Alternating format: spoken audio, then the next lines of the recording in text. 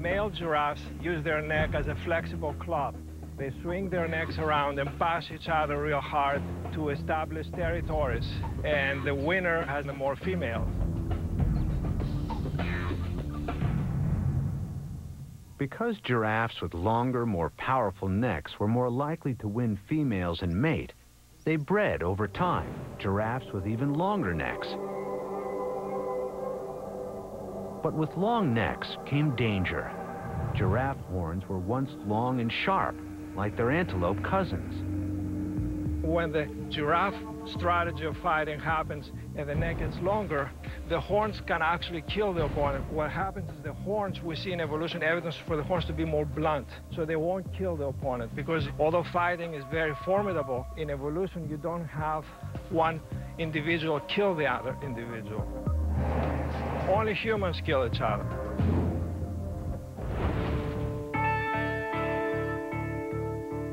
From the point of view of evolution, sex, attracting a mate and reproducing, is the entire point of life.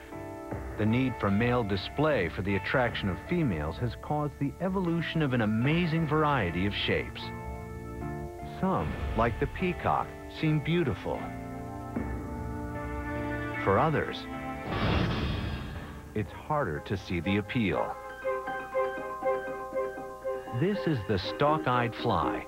Though these may look like antennae, they are actually the head of the insect. Their brains fill out the stalk, and their eyes rest on top. You wouldn't imagine these on this planet unless you saw them, because their heads are so weird. Biologist Gerald Wilkinson sees insects as evolution's open book. Insects are great systems for exploring shape and evolution, because they to become an incredible variety of shapes, with structures coming off of their heads, weird horns coming out of their bodies. In his University of Maryland lab, Wilkinson breeds thousands of stalk-eyed flies. The size of male stalks vary, and Wilkinson discovered size matters. Females generation after generation prefer to mate with the longer stalk males. A baffling behavior, because the long stalks seem to hurt the species' ability to survive. If you have eye stalks, it's more difficult to accelerate or to maneuver when you're flying. And consequently, it's hard to see what advantage a fly would gain by putting your eyes on the ends of stalks. For clues, Wilkinson looks at male stalk-eyed embryos, or larvae, trying to isolate the genes just as they form the eye, head, and brain. So to find the genes that affect the head, we have to find the tissue that turns into the head. And that tissue is actually beginning to form at the larval stage. By isolating these long stalks and short stalks, just as they were forming in fly embryos or larvae, Wilkinson discovered the difference between them. The short stalks lack the chromosome vital to produce males. They can't have sons, only daughters. The short stalk is a species killer. If not stopped by some process, that should actually eventually cause a population to disappear, because you run out of males, you're left with only females.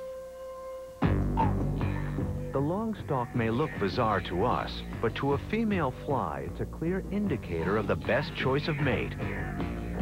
Far from endangered, stalk-eye are an evolutionary success, appearing in the fossil record much as they are today. For the last 50 million years, their strange shape the key to their success.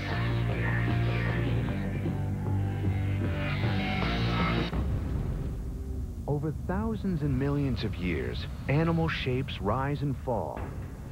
The most successful flourish, no matter how strange. Weird necks, strange ears, and nearly hairless skin. Welcome to the strange world of humans. We are no less bizarre or peculiar than a star-nosed mole. Million years, life has thrived.